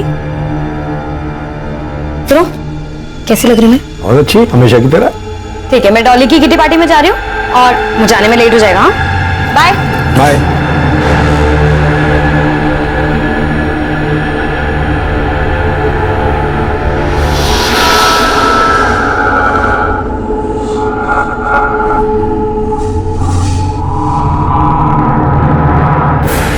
अरे करिश्मा बेटा, ये जूस पी लो। नहीं साहब। कितना काम करती हो तुम, इसके पीने से तुम्हें ताकत मिलेगी। लो बेटा लो। अरे लो, पियो। शाबाश।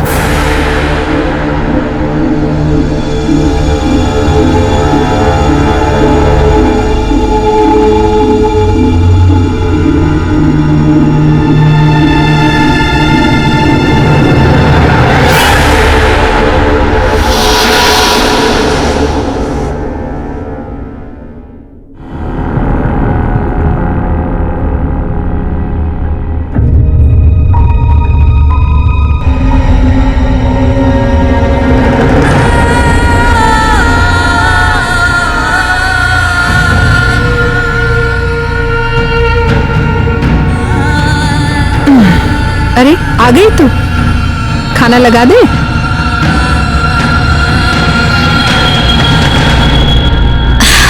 करिश्मा, क्या हुआ बेटा? तबीयत ठीक नहीं है का? चाय पिएगी? चाय बना दे। हाँ, हमारा कुछ भी खाने पीने का मन नहीं, हम कल से नौकरी पे नहीं जाएंगे। उन लोगों ने डांट दिया का? देख बेटा, अब जो लोग इतना सामान पैसा सब दे रहे हैं, अगर कभी कोई 4 बात बोल दे ना, दिल पे मत लगा। देख, तू नौकरी छोड़ देगी तो फिर मोनू का क्या होगा? फिर जल्दी इतना अच्छा काम नहीं मिलता है बेटा।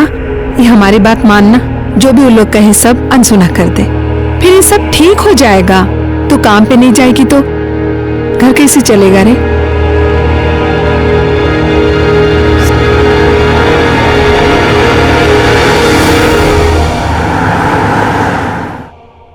बाद में बात करती हूँ।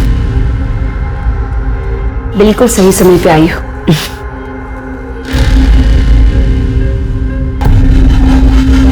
ये है तुम्हारा नया शिकार।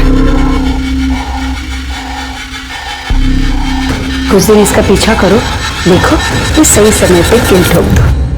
नमस्ते, मैं धीरे जरूर आऊँ। क्या लेंगे आप मालिक? चाय पानी? अरे नहीं, कुछ तकलीफ मत कीजिए आप। ये आपका बेटा है? हाँ। बेटा जरा यहाँ आना। क्या मुस्तिकर साहब?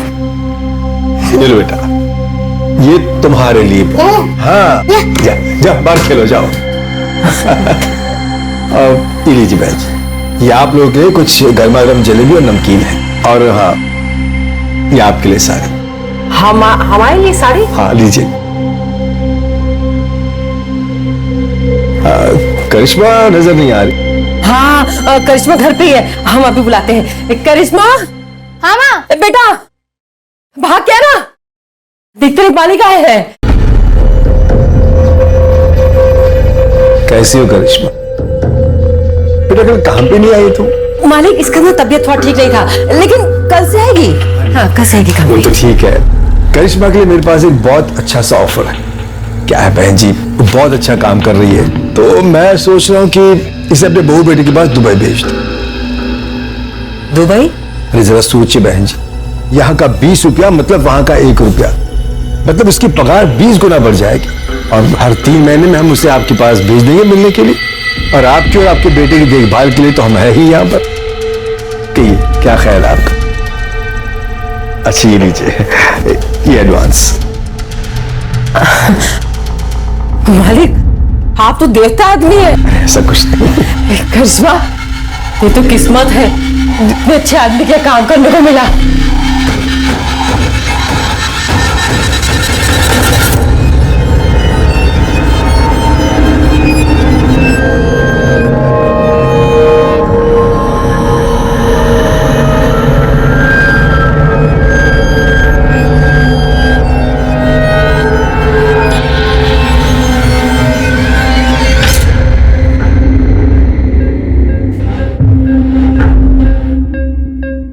खुशी अग्रवाल जो दूसरी शादी के बाद अब खुशी अरोड़ा बन चुकी थी, उसका यह पति भी दरिंदा था।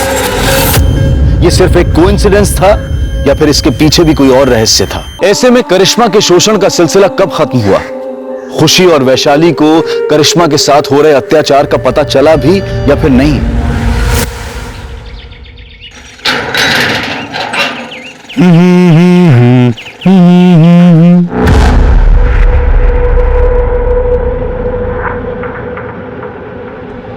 मैडम, मैडम,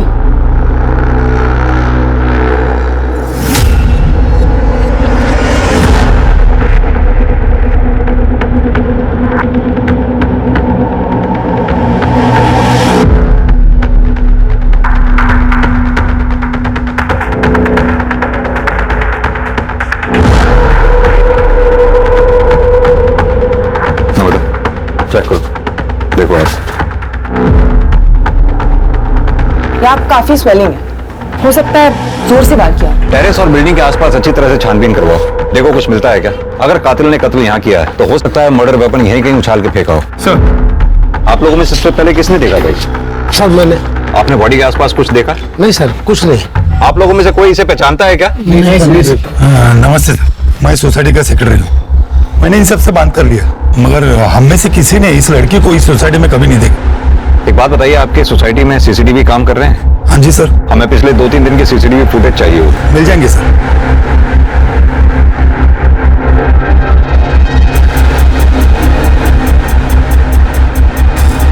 सर ये देखिए, सर पाँव के पास ये हेयर स्टाइल मिला है और ये हेयर कलर विक्टिम के हेयर कलर से काफी अलग है। सर मैंने पूरी बॉडी चेक की लेकिन कहीं कोई निशान नहीं है और बॉडी के आसपास खून के धब्बे भी नहीं है।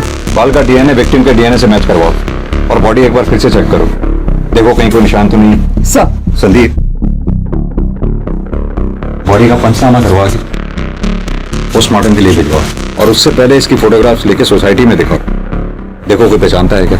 अगर यहाँ कोई ना पहचाने तो आसपास की सोसाइटीज में दिखाओ, वहां भी अगर कोई ना पहचाने तो सोशल मीडिया पे डालो उसकी फोटोग्राफ और इस एरिया के रहने वाले लोगों में विक्टिम का फोटोग्राफ सर्कुलेट करो। हमारे लिए इसके बारे में जानना बहुत जरूरी है, तभी हम कातिल तक पहुंच सकते। सर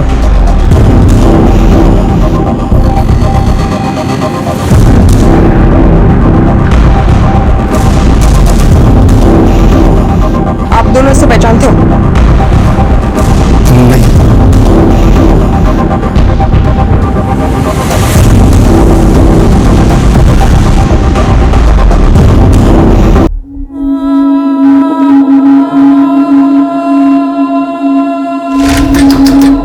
इसमें दरवाजा खोल बेटा।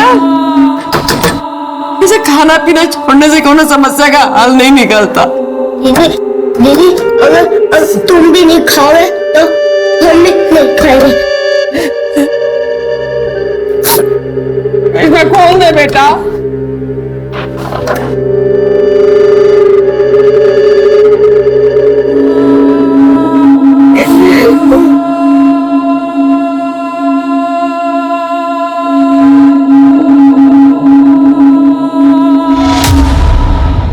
सर उस अनआइडेंटिफाइड बॉडी की पोस्टमार्टम रिपोर्ट। विक्टिम की मौत 13 तारीख को दोपहर 2:30 बजे से 4:30 बजे के बीच में हुई है, लेकिन इसकी इंफॉर्मेशन तो हमें अगले दिन 14 तारीख को सुबह 8 बजे मिली। कुछ समझ में नहीं आ रहा, भरी दोपहर में टेरेस पे मर्डर। सर ये बिलीवेबल नहीं लग रहा। मैंने सीसीटीवी फुटेज भी चेक किया लेकिन कुछ सस्पिशियस नहीं मिला। विक्टिम की मौत सिर पर कोई भारी चीज लगने की वजह से हुई है। संदीप, इतना तो तय ये एक्सीडेंट का मामला नहीं है। सर मैंने टेरेस, कैंपस, आसपास की बिल्डिंग्स में भी चेक किया लेकिन कुछ ऐसा नहीं मिला जिससे हम मर्डर वेपन कह सकें। विक्टिम प्रेग्नेंट थी तकरीबन 5 महीने। सर बॉडी देखकर तो ऐसे नहीं लग रहा था। सर विक्टिम की बॉडी पे जो हेयर स्ट्रेंड मिला था उसका डीएनए विक्टिम से मैच नहीं करता है सर, ये देखिए। यादव जी एक काम कीजिए, सोसाइटी में उस दिन 2 बजे से लेकर 5 बजे के बीच में जिन जिन लोगों की भी मूवमेंट हुई है सीसीटीवी कैमरा में उन सबको आइडेंटिफाई करो, पता लगाओ क्या उनमें से कोई भी विक्टिम के साथ कनेक्टेड था। Okay sir. सर उस बिल्डिंग में जितने भी लोग एक्सक्यूज मी सर, वेलकम जी आइए। सर मेरा नाम आलोक, मैं आपसे एक जरूरी बात शेयर करना चाह रहा हूं। प्लीज बैठिए पहले आप। जी थैंक यू सर। बताइए क्या जरूरी बात शेयर करनी है आप। ये जो लड़की है, मैं इस लड़की को जानता हूं सर। इस लड़की का नाम वीरेंद्र चौहान, और सर ये मेरे वहां मेड का काम करती थी। सर वो इसने मुझे अपने सेक्स के जाल में फंसाकर मुझसे 5 लाख रुपए ब्लैकमेल के तौर पर बैठे थे। आलोक जी, कहीं ऐसा तो नहीं कि विक्टिम के पेट में आप ही का बच्चा था? मैं तो उस लड़की से 1 महीने पहले ही मिला था। आप इस वृंदा चौहान के कांटेक्ट में आए कैसे? मेरे घर के लिए एक मेड की जरूरत थी तो मैंने मेड एजेंसी वालों को फोन किया। सहेली नाम की एक मेड एजेंसी थी, उन्होंने मेरा नंबर ये वीरेंद्र चौहान को दिया था। आप अपना कांटेक्ट नंबर? जी। वृंदा चौहान का कांटेक्ट नंबर और वो जो एजेंसी का नाम बताया आपने, इसका कांटेक्ट नंबर नम्रता को लिखवा दीजिए। नम्रता जी नंबर ले लो इनसे, आप जा सकते हैं। सर ये आलोक खुद होके आया तो है लेकिन इसकी हर बात पर हम विश्वास नहीं कर सकते। क्या तो तुम सही रहे हो संदीप। ये वृंदा चौहान के कॉल रिकॉर्ड्स और उसके लोकेशन रिकॉर्ड्स निकलवाओ और जिस एजेंसी के बारे में ये आलोक बता रहे थे सहेली, वहां जाकर वृंदा चौहान के बारे में पता करो। सर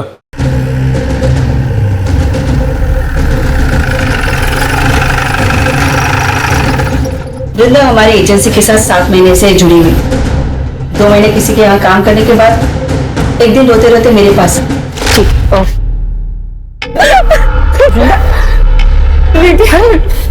इतनी चोट कैसे लगी तुझे? मेरे पापा ने आज मेरे साथ ऐसे जबरदस्ती किया, मुझे भक्ति बेटा। तो अपनी माँ से बात क्यों नहीं करती? वो कुछ करेगी ना। मेरे मामा मुझसे बहुत नाराज है, उन्होंने मुझे घर से निकाल दिया है। मैं उनके पास नहीं जा सकती दीदी, नहीं जा सकती दीदी, वो एक अलग कहानी है। हम दोनों पुलिस के पास चलते हैं, पुलिस से बता दे। नहीं दीदी, पुलिस की बात करते नहीं, मामा मुझे घर से निकाल देगा, मेरे पास रहने का कोई ठिकाना नहीं है। रोना बंद कर और ये बता कि तू मुझसे क्या चाहती? मामा ने बोला था कि उसको पैसे लाके दूंगी ना तो मुझे छुएगा नहीं। दीदी कोई ऐसा जुगाड़ बता दो जिससे कम समय में ज्यादा पैसे कमा सको, क्योंकि अगर ऐसा ही चलता रहा तो या तो मेरा मामा मुझे मार देगा या मैं अपनी जान ले लूंगी। फिर मैंने उसे ऐसे लोगों के यहाँ काम करने का आइडिया दिया। वो क्या है ना साहब कि 2 पैसे एक्स्ट्रा भी मिल जाते हैं। मुझे उन सारे लोगों के नंबर चाहिए जिनके घर पे वृंदा ने काम किया था। हो सकता है उन्हीं में से कोई वृंदा के होने वाले बच्चे का बाप हो और उन्हीं में से किसी ने उसे मारा हो। क्या वृंदा प्रेग्नेंट थी? जी, पोस्टमार्टम रिपोर्ट के हिसाब से वृंदा के पेट में 5 महीने का बच्चा था। सर तो ये जरूर उसके मामा का काम है।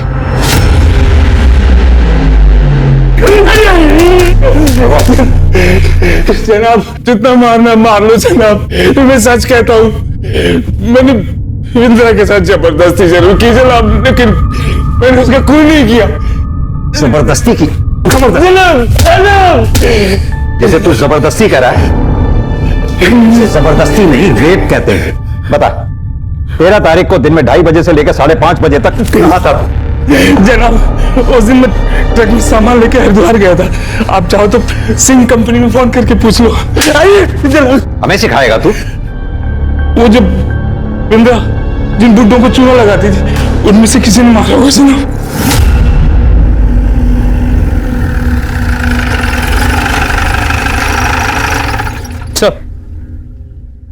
जिन जिन सीनियर सिटीजन्स के यहाँ पे वृंदा ने काम किया था उन सब ने बयान देने से मना कर दिया। लेकिन संदीप, वृंदा प्रेग्नेंट थी और जाहिर सी बात है उसके बच्चे का बाप इन्हीं में से कोई एक होगा। सर इस बारे में भी हमने उनसे पूछा, लेकिन सबका यही कहना है कि वो लोग प्रोटेक्शन यूज करते थे। सबसे पहले तो ये वृंदा के मामा अतुल चौहान का डीएनए वृंदा के फीटस से मैच कराओ। अगर उसका डीएनए मैच नहीं होता फिर बाकी बचे लोगों का डीएनए टेस्ट करवाओ। सर एक बात और, एजेंसी से मिले नंबर्स में एक नंबर धीरज अरोरा का भी था।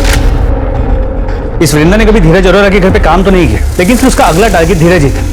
पर हमें वृंदा की बॉडी भी धीरज की बिल्डिंग से ही मिली है। सर हमने उन दोनों से फिर से पूछताछ की, लेकिन उन्होंने वृंदा को पहचानने से साफ मना कर दिया। मुझे वो 13 तारीख की सीसीटीवी फुटेज दोबारा चेक करेंगे। सर ये देखिए, 3:30 बजे वृंदा चौहान बिल्डिंग में घुसती है। एक मिनट, नंबर पॉज करना, जूम करना था।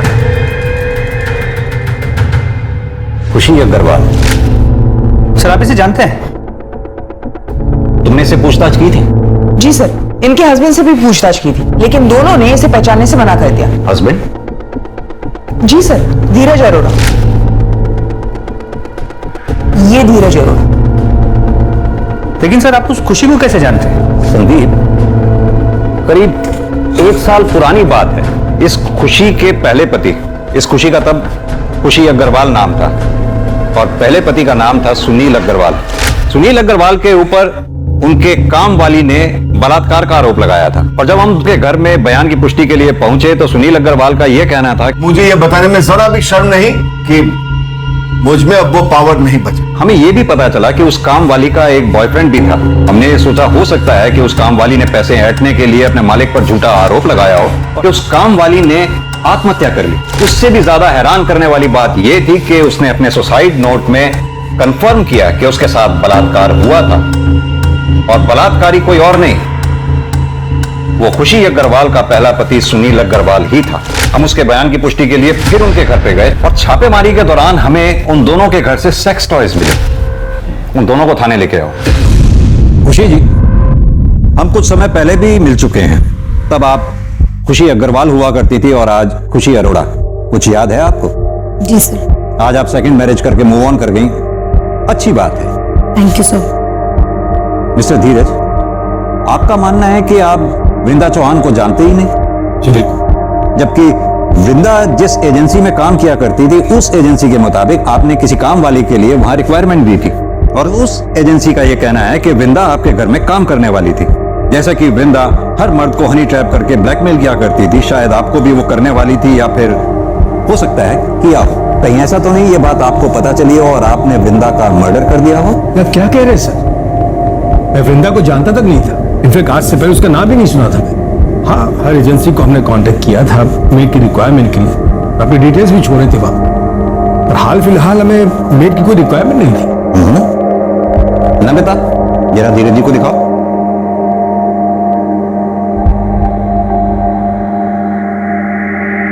मिस्टर धीरज, कल आप अपने ऑफिस से 4 बजे घर लौट कर आए और फिर आधे घंटे बाद अपने घर से चले गए, जबकि हमने पता किया है कि आप अपने ऑफिस से रोजाना 7 बजे के बाद निकलते हैं। सर वो मैं अपने कुछ फाइल्स भूल गया था, इंपॉर्टेंट थे, इसलिए पर्सनली लेने आ गया था घर। और खुशी जी, आप कल अपने घर से 3:45 पे निकली और ठीक 10 मिनट बाद 3:55 पर घर लौट कर आ गई।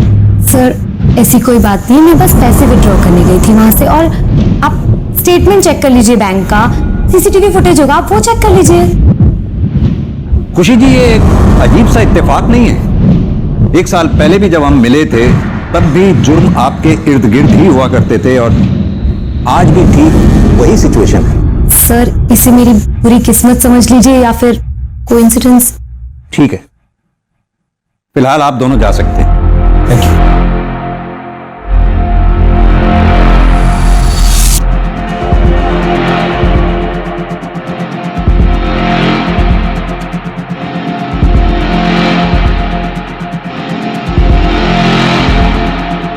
संदीप, लगता है खुशी मैडम का हेयर फॉल आजकल कुछ ज्यादा ही हो रहा है। और सर इस बाल का कलर लगभग उस बाल के कलर जैसा है जो हमें क्राइम स्पॉट पे मिला था। मैं चाहता हूं कि तुम इस बाल का डीएनए पहले मिले हुए बाल के डीएनए से मैच करो। मेरी गट फीलिंग ये कहती है ये दोनों बाल एक ही इंसान के हैं और वो इंसान कोई और नहीं, खुशी अग्रवाल और खुशी अरोड़ा ही है। वृंदा का मर्डर एक के बाद एक रहस्यमयी मोड़ ले रहा था। किसने किया था वृंदा का खून? वो सीनियर सिटीजन्स जिनको वृंदा ब्लैकमेल करती थी, या फिर वृंदा का मामा जिसने उसका शारीरिक शोषण किया था, या फिर धीरज अरोड़ा जो वृंदा का अगला टारगेट था। अब इस केस में कुछ ऐसी कड़ियां खुलने वाली थी जो इन सारे रहस्यों पर से एक के बाद एक पर्दा उठाने वाली थी।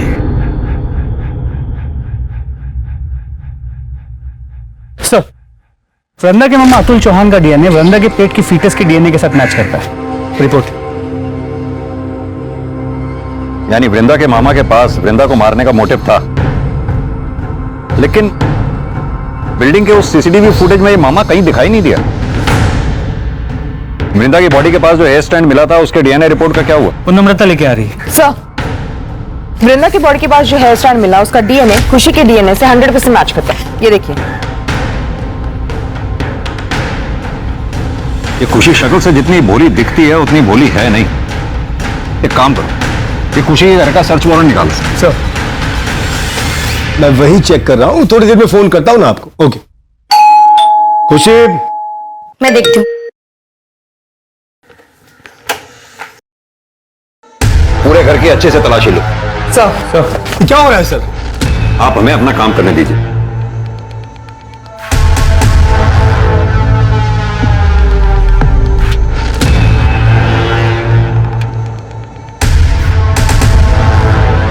सर ये देखिए।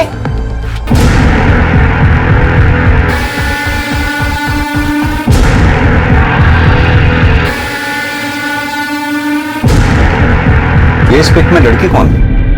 यही रहती है? सर हमने इसे अडॉप्ट किया है, पहले यही रहती थी, अब मेरे बेटे के साथ दुबई में रह रही है। नाम क्या है इस लड़की का? करिश्मा।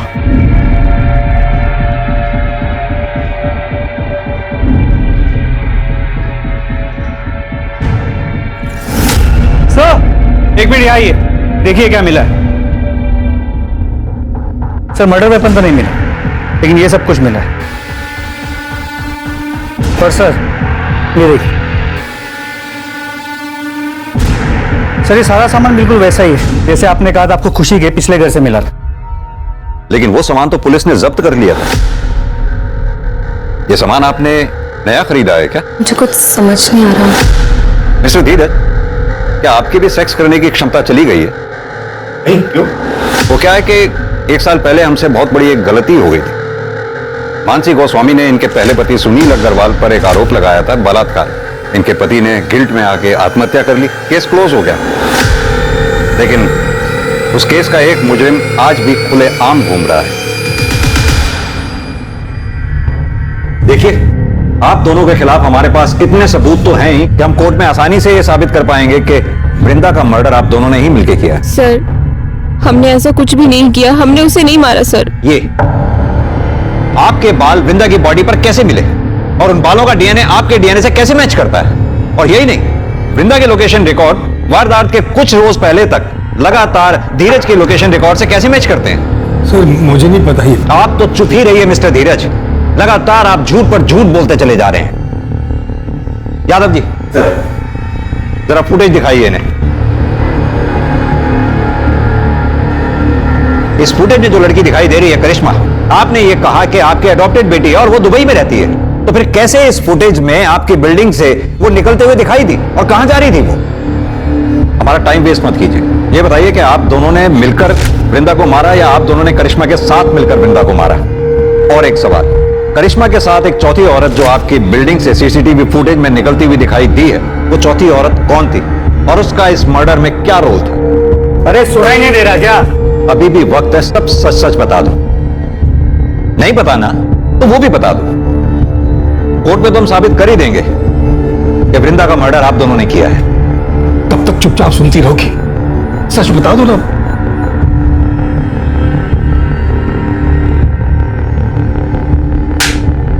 तुम्हारे पास फालतू का टाइम होगा, हमारे पास नहीं।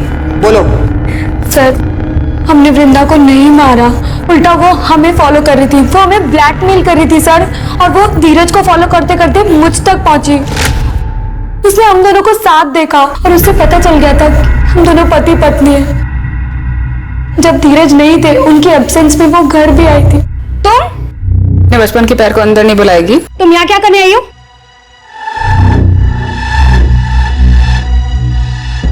तुझसे इतना प्यार किया था, 9 साल पहले मुझे गांव में अकेला छोड़ा ही था। सारे गांव वालों ने मेरा सर मुंडवा दिया, माँ बाप ने घर से निकाल दिया, अम्मा ने मेरा रेप किया। ये अच्छा है, मेरी जिंदगी खराब करके अय्याशियां कर रही है। तो क्या चाहती है?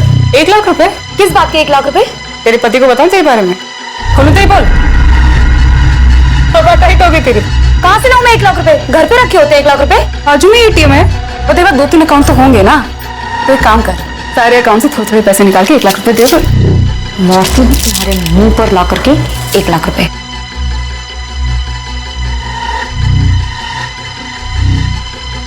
जब मैं वापस आई तो वो मरी हुई थी। वृंदा, वृंदा। फिर मैंने तुरंत धीरज को कॉल किया। क्या बात है, क्यों बुलाया मुझे? जब मैं घर पहुंचा तो मैंने देखा कि वृंदा मरी पड़ी थी।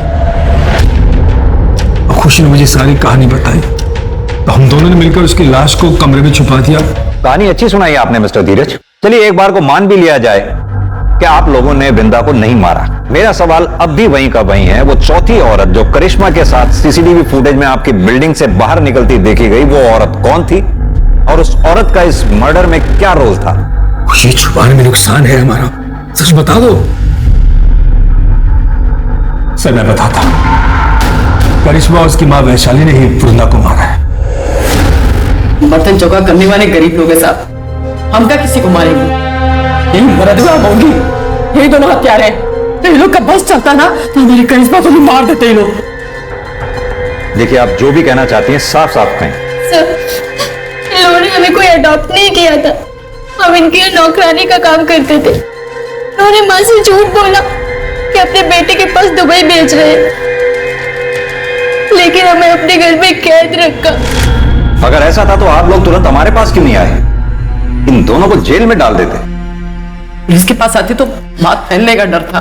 यानी कि खुशी जी, आपने करिश्मा का तो शारीरिक शोषण किया ही, साथ में मानसी का भी शारीरिक शोषण किया। इतना ही नहीं, इस कुकर्म में आपके दोनों पति बराबर के भागीदार थे। पहला पति सुनील अग्रवाल, वो आपको ये कुकृत्य करते हुए देखता था, और आपका दूसरा पति, ये बताइए कि वृंदा को क्यों मारा आप लोगों ने? हमने उसे नहीं मारा सर, यही दोनों ने मारा है। हम कैसे करेंगे उन लोग का मर्डर? हम जब वहां पहुंचे, करिश्मा, करिश्मा, करिश्मा, जब हमको चुपके से फोन करके इन लोगों को सारा सच्चाई बताई, हम करिश्मा को लेने के लिए इन लोग के फ्लैट पे पहुंचे। करिश्मा और पहले से मर चुकी थी। झूठ बोल रही है ये दोनों। मैं मानती हूँ सर कि मैंने बचपन में उसे सताया होगा, लेकिन अब ऐसा नहीं था। मैं प्रायश्चित करना चाहती थी और इसीलिए ना मैं उसे पैसे देने चाहती थी सर, लेकिन इन दोनों माँ बेटियों ने मिलकर उसे पहले से ही मार दिया था। मेरे साहब प्रायश्चित करके ना इटालियन नौटंकी कर रहे नौटंकी। सर ये झूठ। ये केस उलझता ही जा रहा था। इस रेप और मोलेस्टेशन केस में ये तीसरी मौत थी। पहले मानसी और सुनील का सुसाइड और अब वृंदा का मर्डर। क्या कातिल इन्हीं लोगों में से था या फिर कोई ऐसा जो अब तक पुलिस की नजर से बचा हुआ था? संदीप, हो ना हो कत्ल इन चारों में से ही किसी एक ने किया है। हो सकता है खुशी ने वृंदा को मारा हो और फिर धीरज को फोन करके बुलाया हो वृंदा की लाश को ठिकाने लगाने के लिए। या फिर यह भी हो सकता है वृंदा के डर से खुशी ने धीरज को फोन करके बुलाया हो और उन दोनों ने मिलकर वृंदा को मार दिया हो। या फिर यह भी हो सकता है कि वैशाली घर में घुसी हो, करिश्मा के साथ भागने लगी हो और इसी दौरान वृंदा बीच में आ गई हो और वृंदा वैशाली के हाथों मारी गई हो। कुछ समझ नहीं आ रहा है संदीप। सर, वृंदा मर्डर केस में एक इंटरेस्टिंग चीज सामने आई है। सर, मैंने वारदात के एक दिन आगे पीछे की बिल्डिंग की सीसीटीवी फुटेज निकाली तो उसमें ये धीरज काला पॉलिथीन लेके जाते हुए दिखाई दे रहा है। देखने से तो उसका टिफिन लग रहा है। सर, मुझे भी ऐसे ही लगा था, इसलिए मैंने उसी वक्त की बिल्डिंग के आगे के रोड की सीसीटीवी फुटेज निकलवाई तो ये धीरज ये काला पॉलिथीन उस डस्टबिन के पास फेंक रहा था। नम्रता, एक काम करो, अपनी टीम में से किसी को भी इस स्पॉट पे इमीडिएटली भेजो। हो सकता है पॉलिथीन अभी भी वहीं हो। जी सर।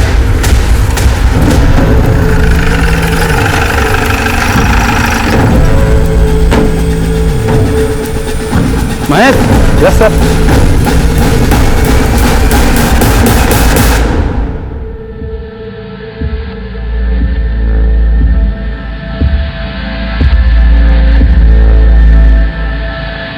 सर, ये बैग मैंने फेंका जरूर था। वृंदा को मैंने नहीं मारा सर, ना ही खुशी ने मारा। फिलहाल तो आप चारों में से जिसने भी वृंदा को मारा है बहुत जल्द पता चल जाएगा, क्योंकि हमारा फिंगरप्रिंट एक्सपर्ट उस गुलदस्ते की जांच पड़ताल में लगे हुए हैं। अभी भी टाइम है, आप में से जिस किसी ने भी वृंदा को मारा है शराफत से कबूल कर ले।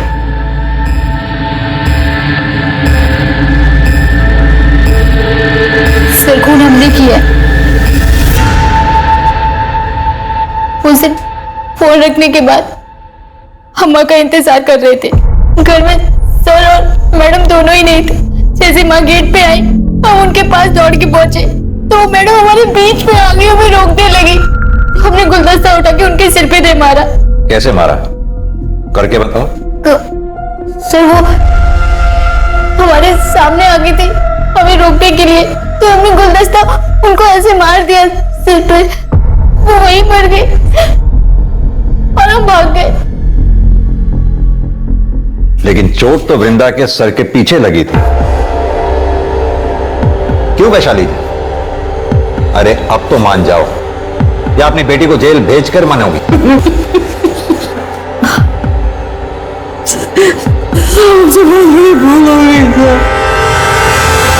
हम जैसे ही दरवाजे की घंटी बजाते देखा तो दरवाजा पहले से खुला हुआ था। शोरूम पे एक औरत बैठी थी, हमको लगा खुशी मैडम है। हमारी नजर फूलदान पर पड़ी और इसीलिए हम करिश्मा को बलात्कार का केस लिखवाने के लिए पुलिस थाने नहीं आए। बिना देखे सुने, बिना सोचे समझे कुछ भी करने से पल भर में जीवन बिगड़ जाता है। जरा सा भी समझदारी से काम लिया होता तो अपराधी बनने से बच जाती। आज की तारीख में हमारे देश में समलैंगिक रिश्ते में होना कोई जुर्म नहीं है।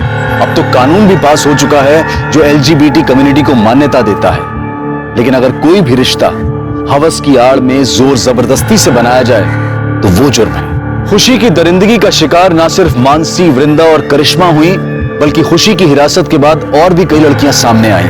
और इस सीरियल रेप और मोलेस्टेशन के लिए खुशी के साथ साथ उसके पार्टनर्स को भी सजा दी गई।